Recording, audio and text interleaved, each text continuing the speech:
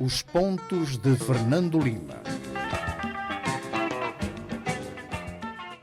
Boa noite, rádio ouvintes e telespectadores. Cá estamos nós para mais um Pontos de Fernando Lima. Falamos a partir do local habitual, que é a Rádio Savana 100.2. É um programa que pode escutar nesta rádio indiferido aos sábados às 12, domingos às 21 horas e também ver na televisão independente de Moçambique aos domingos, segunda e terça e quinta-feira às 21 horas. Boa noite, Fernando Lima. Boa noite. Para mais um programa quente. Muito quente. Temas quentes também. Todas as semanas, todas as últimas semanas, independentemente de estarmos no verão, têm sido muito quentes. Não por causa da temperatura, mas por causa da temperatura política e dos temas relacionados exatamente com essa temperatura política. E hoje é um dia em que a Unesco escolheu a Morna como Património da Humanidade. Isso é muito interessante e muito importante. Significa que os cabo-verdianos são organizados, porque para que isto seja aceite é preciso fazer um dossiê bem estruturado.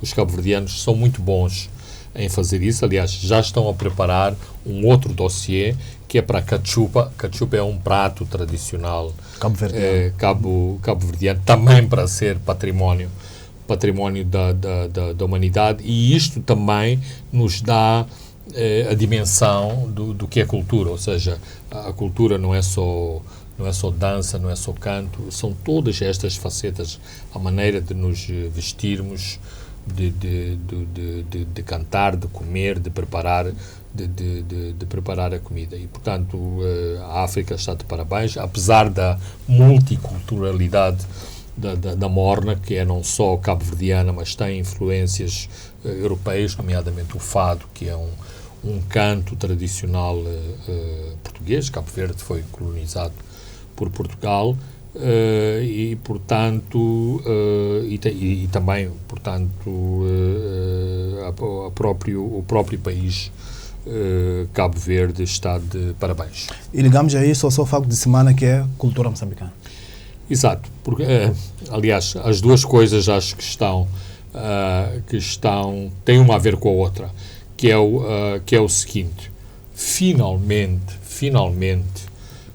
os aspectos da cultura moçambicana começam a despertar um leque mais abrangente de pessoas, e os próprios agentes culturais têm uma outra dimensão do que é a cultura e a divulgação e a importância da divulgação da cultura moçambicana. O que é que eu estou aqui a dizer? Eu, antes de vir aqui para o programa, estava a ver televisão e vi que os componentes e isto faço com todo prazer propaganda a este grupo, porque eu gosto muito deles, o Timbila Musima. Então, os membros do Timbila Musima, nomeadamente o Gene Wangun, estão a fazer um ateliê para crianças onde ensinam a tocar timbila e a tocar tambor. Ora, acho que isto é muito importante, e isto entre, por exemplo, nos currículos das crianças. Infelizmente, e digamos nesta fase, isto é uma coisa de classe média, ou seja, as famílias mais afluentes, assim como mandam as crianças tocar piano, aprender inglês, aprender francês, aprender bel canto, também podem aprender a tocar, mandar as crianças tocar instrumentos tradicionais, danças tradicionais, por exemplo, a maneira de bambolear as ancas, de bambolear o rabo, todas essas coisas, ao contrário do que as pessoas dizem de que são coisas inatas, que as pessoas já nascem com esse dom.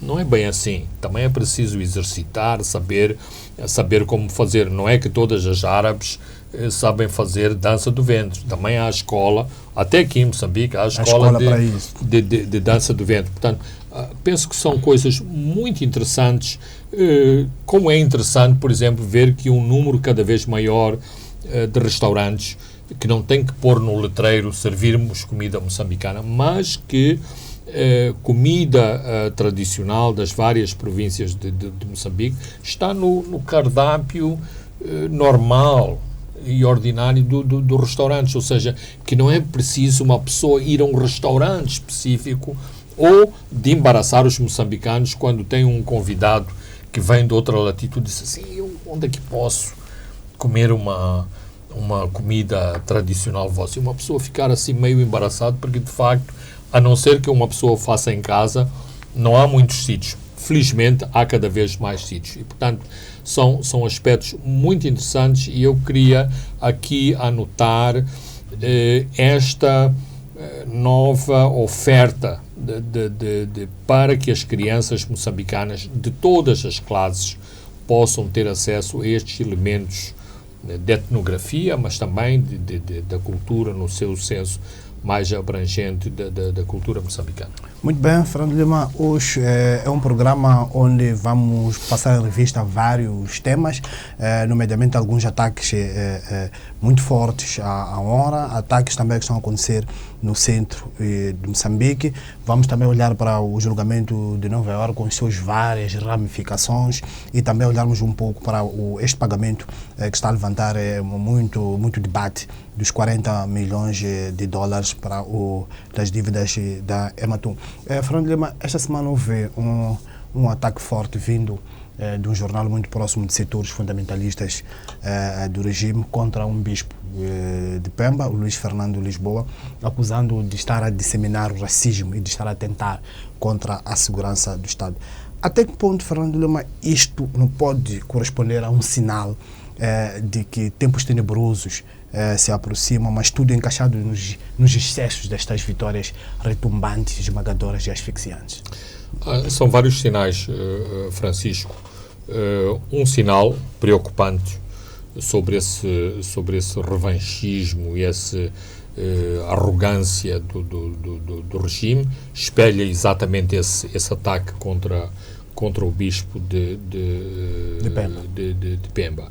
Mas também mostra muito do cinismo de pessoas afetas ao regime, nomeadamente o seu setor de propaganda. Ou seja, durante um ano ficaram a fazer propaganda como uma vitória do regime, que conseguiram trazer o Papa Francisco a Moçambique quase como um trunfo de campanha eleitoral, embora procurassem dizer que não tinha nada a ver com a campanha eleitoral, embora conseguiram ter um consenso político entre os partidos de que não haveria campanha durante a visita do Papa Francisco. Ora, este cinismo, este ataque ao bispo de Pemba mostra esse cinismo, ou seja, estamos prontos para utilizar o Papa Francisco para nosso benefício político, eu diria, mas se há alguém na Igreja Católica que está desalinhada,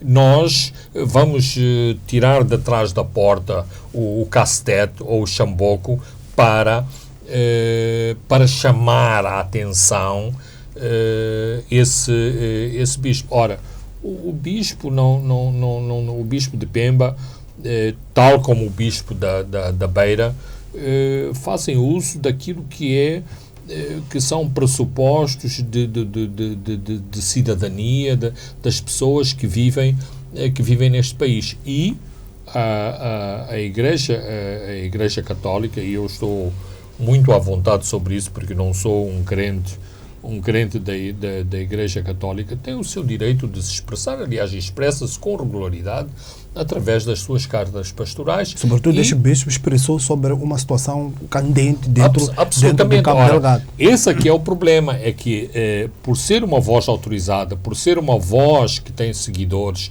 que tem um púlpito apropriado, como os mulás têm os púlpitos nas mesquitas para falar. Então, ele pode falar da violência de Cabo Delgado, ele está à vontade para falar da violência de Cabo Delgado, porque ele convive diariamente com as pessoas que sentem na carne a violência que se vive nesta particular província de Moçambique.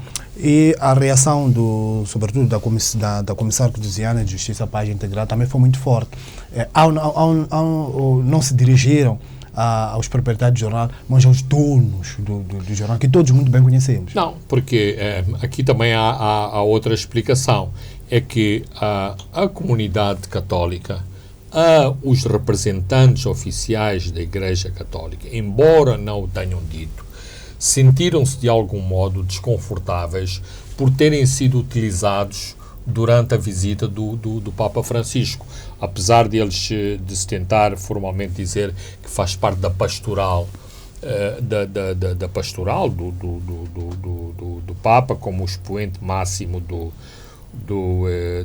da religião católica, independentemente do estatuto de Estado do Vaticano. Então, esta maneira é exatamente esta forma agressiva, e não é habitual a Igreja Católica pronunciar-se nestes termos, é para mostrar quão cínico o poder está a ser em relação à própria Igreja Católica. Ou seja, vocês gostaram que o Papa viesse a Moçambique, mas uma das pessoas que exatamente é nomeada pelo Papa Francisco é atacada desta forma. E para as pessoas que não conhecem o artigo, é importante realçar 2 ou 3 aspectos aqui.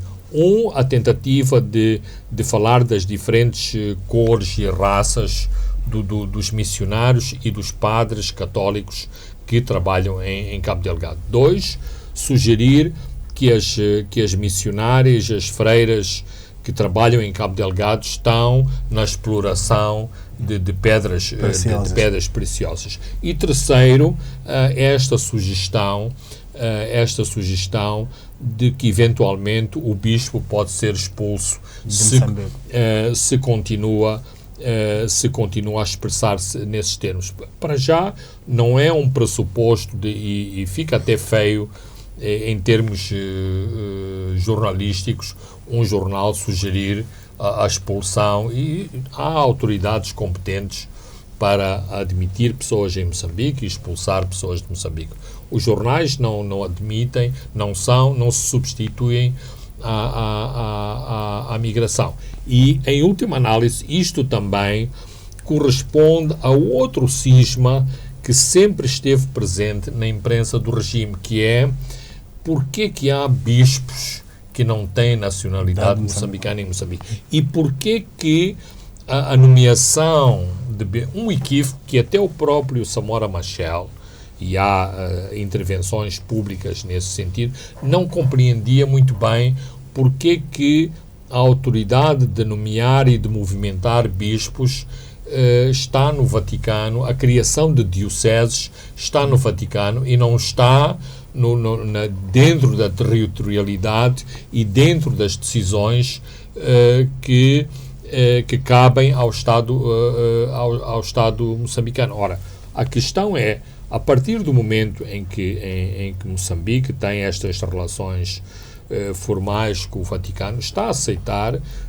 tacitamente que o Vaticano funciona desta maneira, assim como o Vaticano tem poderes para nomear bispos moçambicanos para irem às Honduras ou para irem a El Salvador ou ao Ruanda. Portanto, não é só que em Moçambique há bispo da Argentina ou de Portugal ou italiano. Não, também pode haver um bispo moçambicano que está a exercer as suas funções na Tanzânia ou na Suazilândia. Outro ataque, vamos descer um pouco para a região centro, é a insegurança e a incerteza que regressou na Estrada Nacional número 1, ataques praticamente todos os dias, a alvos civis e alvos militares, e a polícia aponta diretamente a Renamo. O que é que isto pode estar a corresponder, Fernando Lima? Violência pós-eleitoral, ataques do Grupo Nhongo ou outras terceiras forças que podem estar a intervir para perturbar um certo tipo de coisa? Pode ser tudo isto. Há muitos sinais e há muitos setores que se aproveitam desses ataques. Por exemplo, para já, a polícia. Não é por acaso que a polícia recusa separar Nhongo da Renamo oficial. enquanto a RENAM oficial diz Separa. nós não temos nada a ver com esses ataques, mas esse é um assunto da segurança do Estado. A segurança do Estado tem os seus órgãos que deve tomar conta desse tipo de problemas. Embora isto seja um entendimento muito simplista desta leitura do que está a acontecer. Mas há outros setores que se aproveitam desta violência para dizer, estão a ver, a Frelimo exagerou nesses números que andou a dizer que ganhou com essa diferença, a tal vitória retumbante. E como resultado dessa vitória retumbante, os ataques voltaram. Provavelmente, não me admiraria que também há setores da RENAM que estão na sombra a dizer é bom que isto esteja a acontecer, já que nós não temos capacidade de contestar nos tribunais, já que os tribunais dão a resposta que dão aos nossos protestos. Vá lá que existem outras pessoas que no terreno andam a disparar e, infelizmente, causando não só danos materiais, danos contra a propriedade, mas também danos mortes. humanos. Já morreram várias pessoas nesta nova onda de violência. E o Banco de Moçambique alertava há 2 semanas que este agravamento dos riscos de instabilidade militar pode agravar o custo de vida, sobretudo a inflação. Há uma espinha dorsal deste país. Estamos nos a aproximar. Beira Zimbábue. Beira Zimbábue e Maputo, o resto do país. Nós estamos a aproximar-nos do chamado período das festas, onde aumenta a mobilidade dos moçambicanos, portanto, mais circulação de moçambicanos do norte para o sul e do sul para o norte, mais movimentação de bens. Infelizmente, este país é um país atípico, ou seja, este país, e em última análise não percebo muito bem os operadores económicos moçambicanos, é basicamente abastecido a partir de Maputo, ou seja, Pemba tem que estar à espera de Maputo para consumir arroz e batatas e cebolas, e não se abastece diretamente ou do Malawi ou do Zimbábue ou através do próprio porto de Pemba. Quando a ponte de Mucuba esteve interrompida, todas as províncias do norte sofreram com os abastecimentos. Uma ponte na Zambésia, portanto, mostra a grande dependência que todo o país sofre com Maputo. E a Beira é quase igual.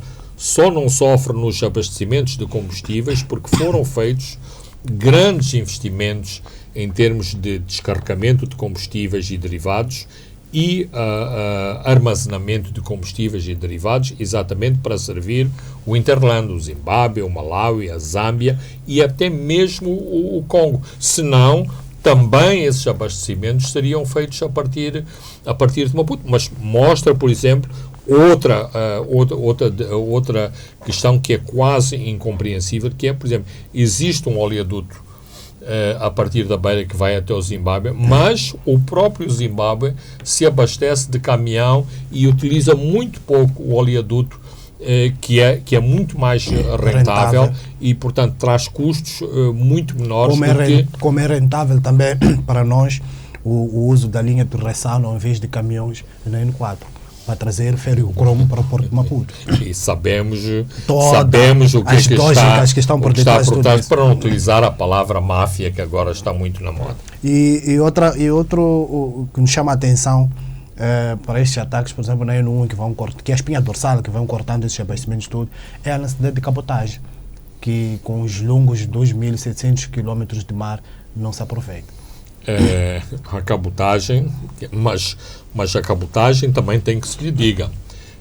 Num documento que eu penso que é importante aqui há uns anos, o Dr. Fernando Amado Couto também tentou provar que a cabotagem é uma falácia, porque a cabotagem Porquê que a cabotagem não é mais rentável? Por causa dos custos e da burocracia que está associada à cabotagem. Ou seja, Moçambique, quando eu digo Moçambique, significa as autoridades, aqueles de direito que podem baixar os custos da custagem, de entrada nos portos desses navios, têm que reduzir substancialmente esses custos para que o transporte de barco seja agradável, seja apetecível, porque nos dias que correm, Francisco, é muito mais confortável cada um de nós nas nossas casas parar o caminhão à porta e descarregar um pacote de refrescos, de caixas de vinho,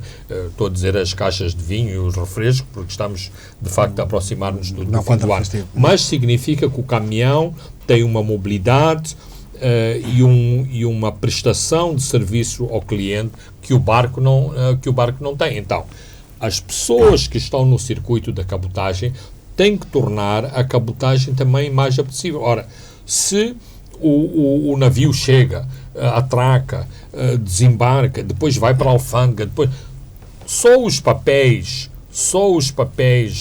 que acompanham menos de 1 tonelada de produtos são um maço, fazem quase um livro. Portanto, nós continuamos escravos destes papéis e dos triplicados e dos quadriplicados, a escrever coisas completamente idiotas e sem sentido, mas isto faz funcionar e alimenta a máquina da alfândega, dos despachantes, de toda a fauna acompanhante, incluindo a corrupção associada às alfândegas e aos despachantes e ao desalfandegamento. Para se passar da porta do porto é preciso pagar. Ora, isto, alguém paga estes custos. Quem é que paga os custos? É o consumidor final. Portanto, é melhor o caminhão mete o produto em Maputo, chega em Pemba. Chega em Pemba na minha casa. Ou eu saio com o meu carro ou com a minha carrinha, chego ali no caminhão e estou a baldear 10 sacos de cimento. Aliás, vemos ao longo da Estrada Nacional pequenas carrinhas, pequenos caminhões a fazer o baldeamento dos caminhões de cavalos de cimento, de ferro, porque os materiais de construção também estão muito na moda neste país. O barco podia transportar muito mais cimento, muito mais ferro, mas tem estes constrangimentos de, por exemplo, o piloto da barra tem horas de funcionar. Devia funcionar 24 horas. A porta tem horas de funcionar. O funcionário da alfândega tem horas de funcionar. Que seria toda uma burocracia que não se... Então, isto não é só falar da autoestrada que não tem reparação, a tal autoestrada do ex-ministro Ayuba Guaraneia, mas o problema é que temos que abordar todas estas outras consequências de a cabotagem porque se fosse um grande negócio já teríamos muitos bicha de operadores, mas o que é que temos? Os próprios moçambicanos se aventuram mais e mais na caminhonagem. Porquê? Porque a caminhonagem aqui enche as estradas de Moçambique. E uma caminhonagem também completamente desfasada, de caminhões que vão para o norte todos carregados, mas que descem sem nada, com uns montinhos de mandioca, uns cabritos e uns sacos de carvão do norte para sul, que habitualmente são um próprio negócio do condutor do caminhão ou do seu ajudante. Muito bem, Fernando Lima, agora vamos a Nova York, vamos olhar um pouco para o julgamento, que é um tema que nos acompanha sempre neste programa. Quem está a testemunhar agora é Surjan Singh, que vai também inteirando dentro daquele acordo que fizeram com as autoridades norte-americanas. Julian Bostan, que é o principal réu deste processo, confirmou que recebeu subornos de 5,7 milhões de dólares das mãos de Bostan. Está cada vez mais difícil a vida de Julian Bostan e o juiz já está determinado que este julgamento tende a acabar no dia 22 de novembro. Isto é no quadro das manobras dilatórias dos advogados do Bostane, que vão insistindo, e até diz que aquele júri é inteligente, não vale a pena andar aqui a dar muitas voltas. Bem, uma das coisas muito interessantes desta última testemunha, porque o Surjant Singh deixou de ser réu para passar a ser testemunha de Estado. É a devolução dos 5,7 milhões ao Estado americano. Ou seja, a doutora Beatriz Buchili deve estar bem irritada, e acho que tem razão em estar irritada, porque afinal aquele dinheiro é nosso. Ou seja, os 5,7 que saíram da Privinvest para pagar ao Singh, como é que funcionam? Vão do Credit Suisse à Priminvest em nome do Estado moçambicano, porque esta é outra originalidade deste empréstimo. O empréstimo... Mas Moçambique não vai beneficiar do tal de benefício de regresso, o Estado norte-americano depois vai repassar. É o que o Estado norte-americano, é o que as autoridades norte-americanas disseram às autoridades moçambicanas. Mas para já os 5,7 estão à guarda do Estado norte-americano, porque depois temos que ver a hierarquia daqueles que têm que ser indemnizados, nomeadamente, por exemplo, os agentes norte-americanos que compraram a dívida. Eu não sei neste momento como é que é a hierarquia dos reembolsos. Duvido que o Estado moçambicano esteja em primeira instância. Por exemplo, pode ser que quem investiu na dívida de Moçambique, quem investiu nos bonds das empresas moçambicanas e sendo de nacionalidade americana e sendo estabelecido na praça norte-americana, beneficie em primeiro lugar de tudo que o Estado americano está a recuperar, e depois Moçambique venha lá embaixo. Mas, tecnicamente, é assim. Este é o dinheiro do Credit Suisse, tal como as pessoas que estão no julgamento de Nova Iorque explicaram. Aquele dinheiro, pela sobrefaturação do projeto, aquele dinheiro foi convertido em comissões e beneficiou os moçambicanos e todos os agentes envolvidos neste processo de fraude. Mas, originalmente, esse dinheiro saiu do empréstimo bancário. Logo, esse empréstimo bancário não foi para o Sr. Singh, nem foi para a Privinvest, é para as empresas moçambicanas. Portanto, aqueles 5,7 saiu daquele bolo que o Singh devolveu ao Estado norte-americano pertence ou à Proíndico, ou à Proíndicos, ou à Ematum, ou à MAM. E também o julgamento que vai ter que encerrar no dia 22 de novembro, que é essa determinação do juiz. Sim, portanto, isto é em última análise, ficamos um pouco a saber sobre um sistema de funcionamento da justiça, de tribunais e de litigância típica do direito anglo-saxónico, e também isso tem a ver também com a personalidade do próprio juiz, onde já há um prazo para o julgamento terminar. 22 de novembro, como salientava esta semana um jornalista moçambicano, o dia em que foi assassinado Carlos Cardoso em 2000. Muito bem, Fernando Lima, vamos a um brevíssimo intervalo e voltamos para comentar sobre o recurso de Manuel Chang.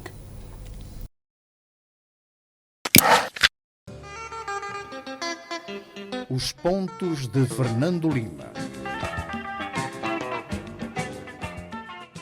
Boa noite, Rádio 20 e telespectadores. Estamos de volta à segunda e à última parte dos pontos de Fernando Lima. Vamos olhar para o caso Manuel Chang, para o recurso.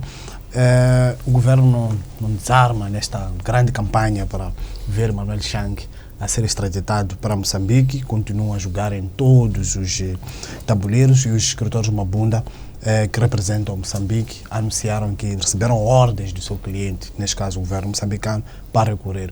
Isto claramente, e o Lamola ainda não decidiu, os processos estão na mesa de Lamola, mas isto, Fernando Lima, mostra que este é um sinal de que Moçambique já sabe qual é que será a decisão de Lamola e fizeram uma fuga para frente.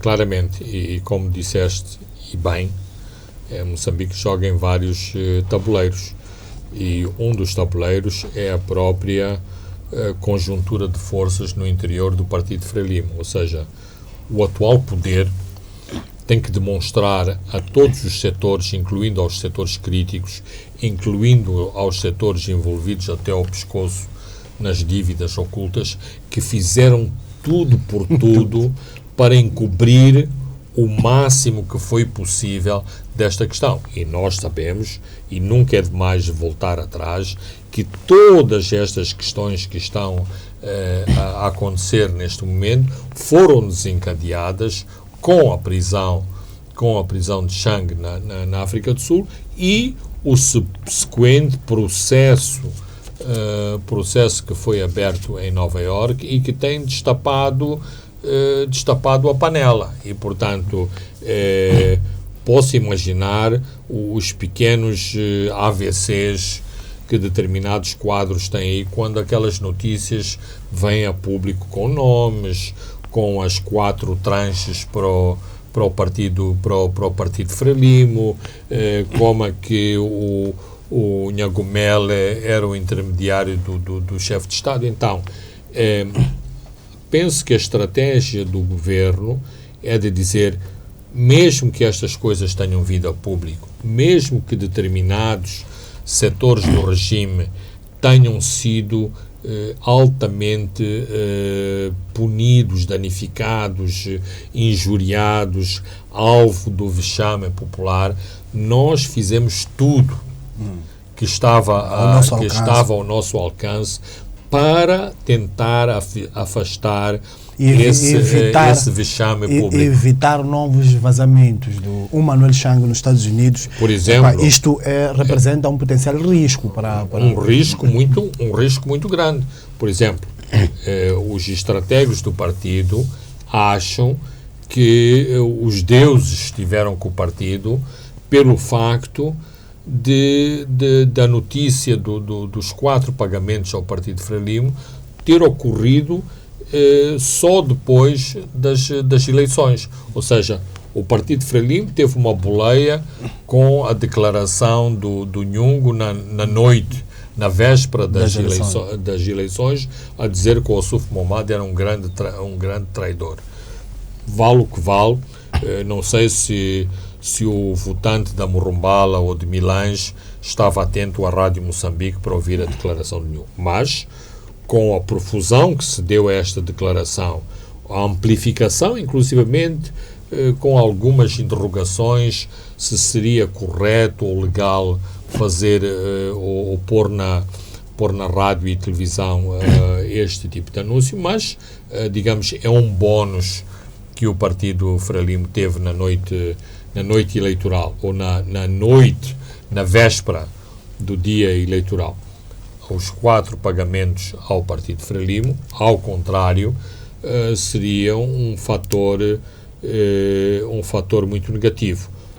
É mais ou menos pacífico estabelecer que uma parte da abstenção havida em Gaza, nomeadamente na cidade de Xai-Xai, se deve à consternação e ao choque que a população do Xai-Xai teve com a morte de Anastácio Matavel e das circunstâncias em que foi morto, nomeadamente às mãos de 5 polícias. E se este recurso vier a acontecer, eventualmente Manuel Chang vai passar mais tempo na África do Sul e com o julgamento de Bostana terminar no dia 22. Vai ser necessário preparar, caso ele vá para Nova Iorque, uma outra sessão só apenas para ele.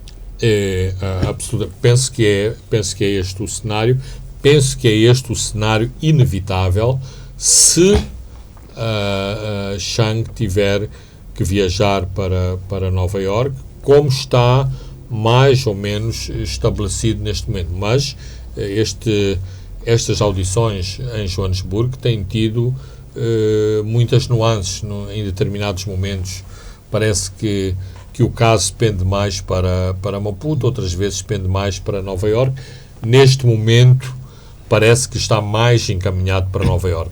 Mas, depois de aliado a isso, há uma declaração recente do Michael Massuta ao Business Day, a dizer que eu não sabia que o Chang gozava de imunidade de Moçambique. Quando tomei aquela decisão, não tinha esse dado. Bem, isso é discutível, porque os seus assessores, até por acaso, fizeram uma declaração muito politicamente correta, dizendo que eventualmente o ministro Massuta, se tivesse conhecimento de todos estes detalhes, não tomaria a decisão que tomou. Mas os assessores sabiam de todos esses detalhes e tinham produzido matéria escrita nesse sentido, ou seja, que não estavam reunidas todas as condições para que Chang fosse julgado em Moçambique.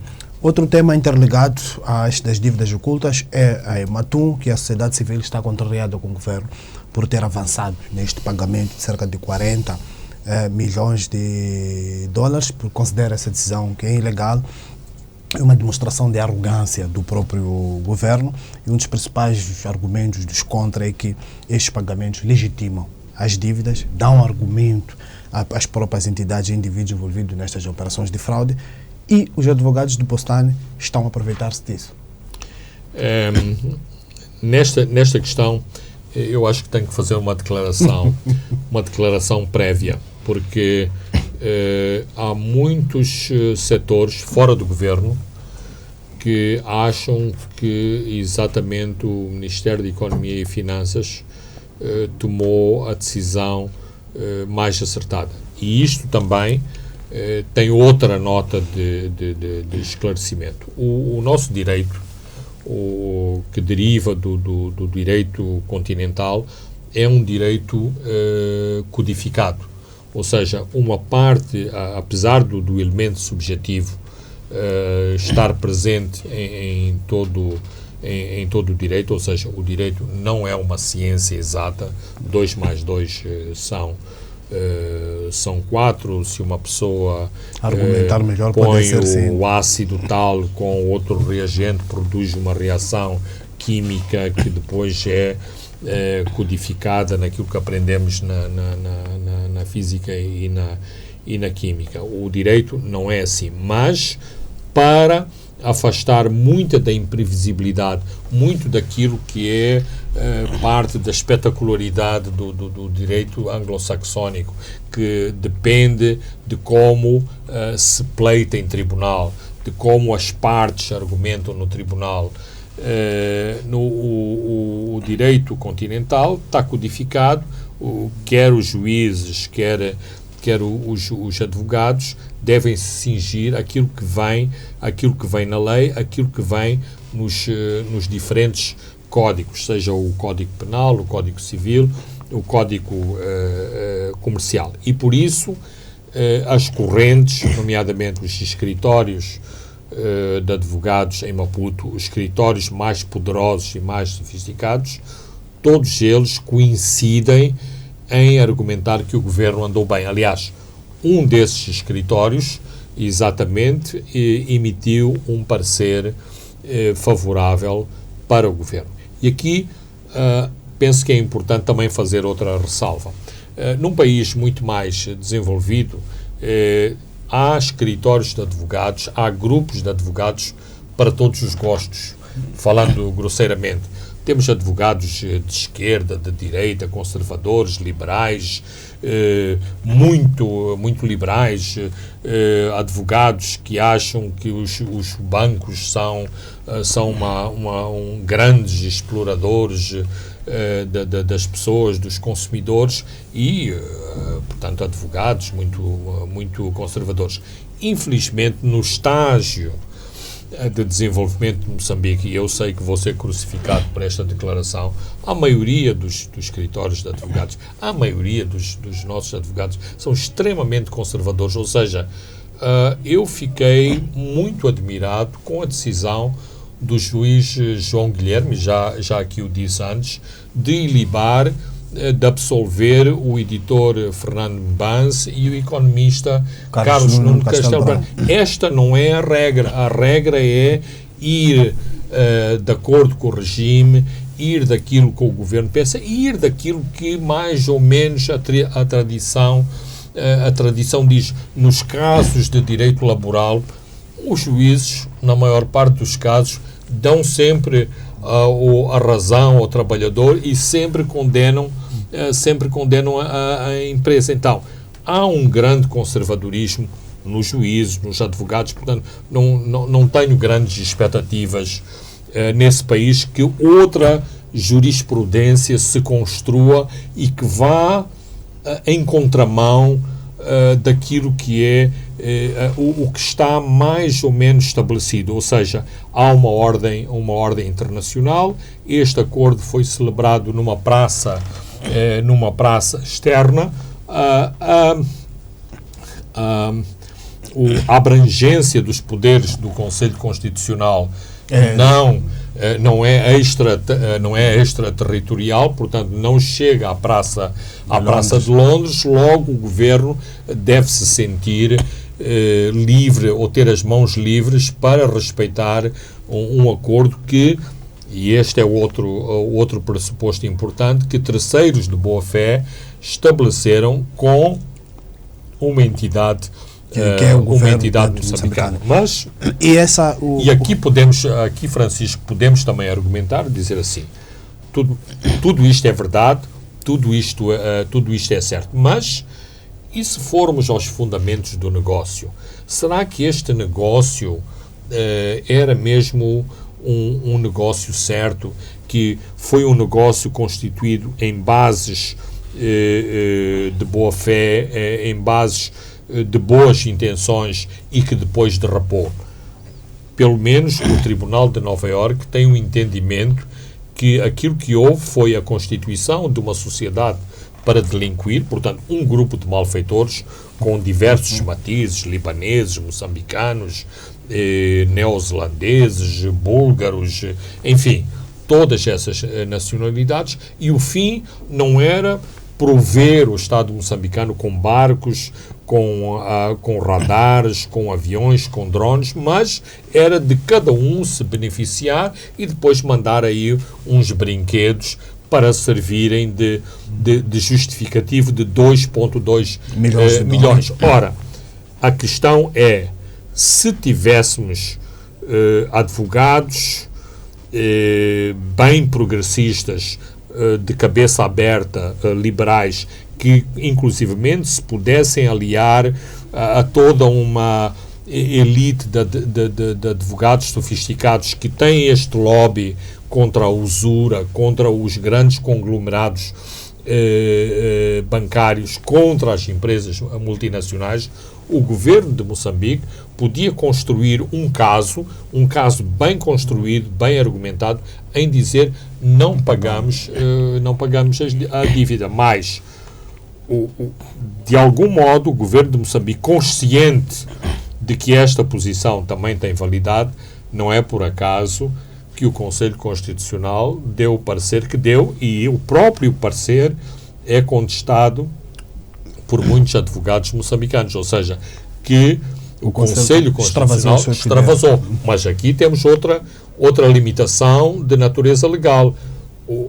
Independentemente dos erros técnicos e de forma, ou mesmo de princípio, que o Conselho Constitucional tenha feito, nomeadamente pronunciar sobre uma resolução da Assembleia da República e não sobre uma lei, sobre uma matéria eminentemente constitucional, o facto é, pronunciou-se e o acordo está lá, e este acordo é irrecorrível, ou seja, não há que dizer, mas vamos fazer assim. Portanto, em última análise, está tudo em aberto sobre este caso.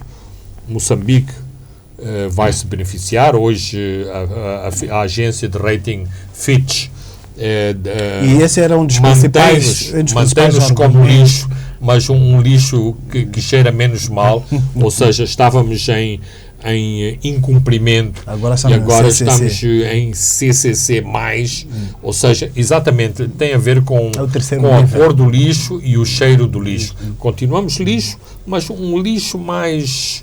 E esse era um dos argumentos do Ministério da Economia e Finanças para pagar, que é restabelecer a confiança nos mercados. Todos os setores de Moçambique que de algum modo têm esta ambição e esta expectativa de ir aos mercados financeiros, se puderem beneficiar desta melhoria da imagem externa de Moçambique. Mas, como tu dizes, os advogados de Jambustani em Nova Iorque, que não são nenhum parvos e que estão muito atentos a tudo o que se passa em Moçambique, argumentaram porque que estamos sentados aqui neste tribunal, porque que estamos a discutir sobre fraudes, quando o governo, que é suposto de ter sido prejudicado neste negócio, está a pagar e portanto, reconhece a dívida. Está a legitimar, porque este é um dos problemas.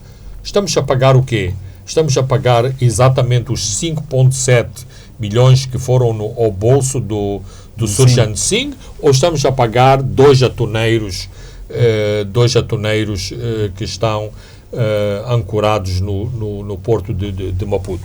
E é lícito ter as duas interpretações, independentemente de o Estado moçambicano argumentar do tal de direito de regresso, em que o dinheiro do bolso que entrou no bolso do Surjan Singh venha de novo aos cofres, ou venha aos cofres do Estado de Moçambique, e aí o Estado moçambicano devolve-o ao crédito suíço ou ao VTB, ou pela venda em asta pública dos barquinhos que estão no porto de Maputo, independentemente se custam os 24 milhões que foram debitados ou se só valem os 8 ou 9 milhões que é quanto os especialistas já acham que vale cada um daqueles barcos. E também outro dado que gostava que comentássemos é que esse pagamento tinha que ter sido feito no dia 30 de setembro, decorria a campanha eleitoral para as eleições de 15 de outubro. Até que ponto é que depois o governo pediu o adiamento, que foi aceito e foi pago depois das eleições? Até que ponto é que pagar durante o período da campanha eleitoral podia prejudicar a Frelimo e a oposição aproveitar politicamente esse assunto? Criaria danos isso antes? Potencialmente criaria danos, mas acho que a oposição foi muito incompetente em explorar este tema.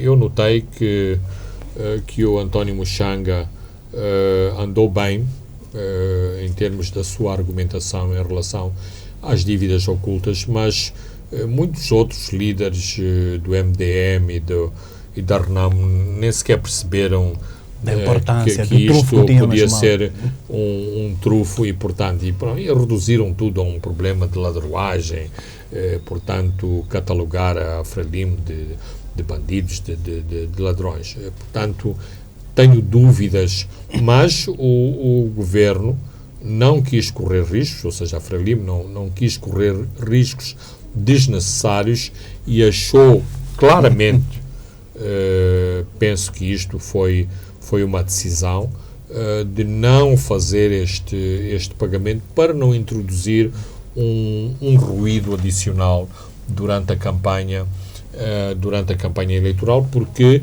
isto não é apenas decorrente da incompetência dos partidos da oposição, mas a sociedade civil, que é bem mais sofisticada que os Estados maiores dos partidos políticos, faria um grande aproveitamento, como aliás tem estado a fazer neste momento, e é do seu direito de expressar os seus pontos de vista em relação a um assunto tão crucial e tão fraturante na sociedade moçambicana. Vamos fechar com este roadshow da ENH e ligamos com com a decisão do FITS. A NH vai a um roadshow para pedir financiamento em Johannesburg, quer angariar 1,5 mil milhões de dólares para financiar a sua participação nestes grandes projetos de gás. Esta confiança de Moçambique, que pouco a pouco vai ganhando nos mercados, pode fertilizar terreno para um bom sucesso da NH. Eu penso que ou ainda há um caminho longo para ainda temos que caminhar? Eu iria mais por aí. O caminho é longo, à superfície é simpático, aumenta o sorriso, diminui as rugas do Omar Mitá nas apresentações que fizer na África do Sul, mas estamos a falar de valores muito grandes e de muitas outras opções que estão em cima da mesa. Por exemplo, claramente há um apetite para sugerir à NH porque é que vocês não abrem mão dos 15% ou dos 10% e nós compramos essa outra parte e vocês financiam o remanescente. Porque não utilizarem aquilo que na prática vem acontecendo, que é utilizar os subsídios que os vossos parceiros vos têm adiantado e depois vocês pagam em futuros sobre a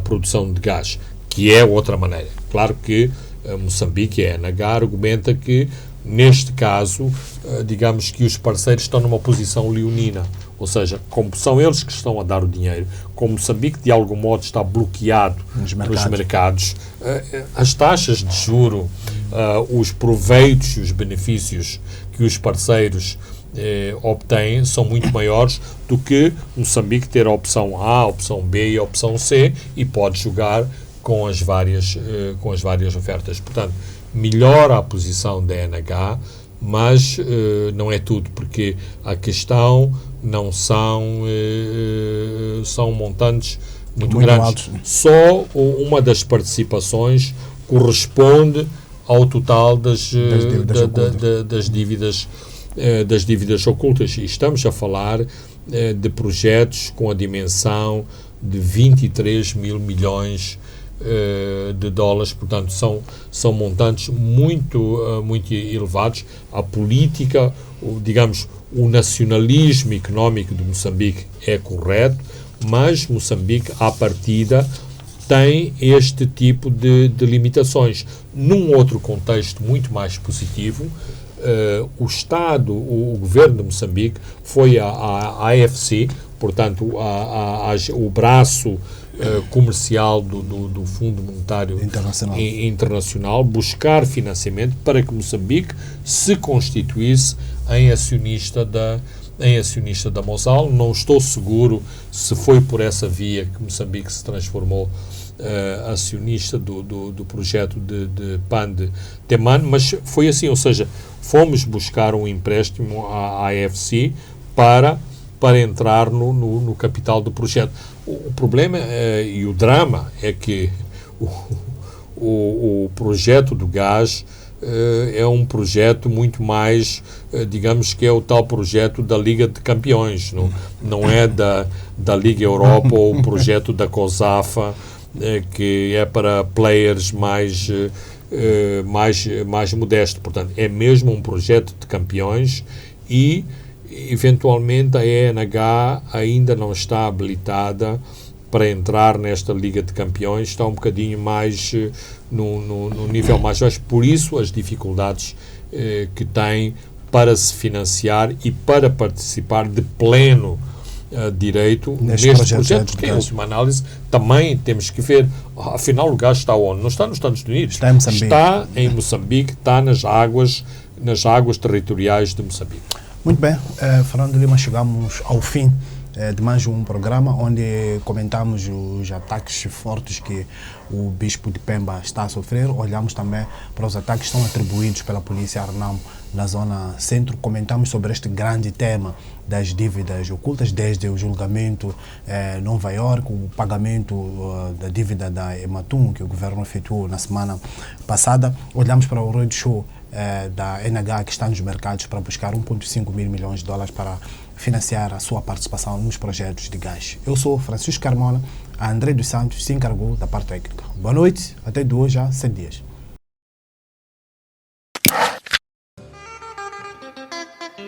Os pontos de Fernando Lima.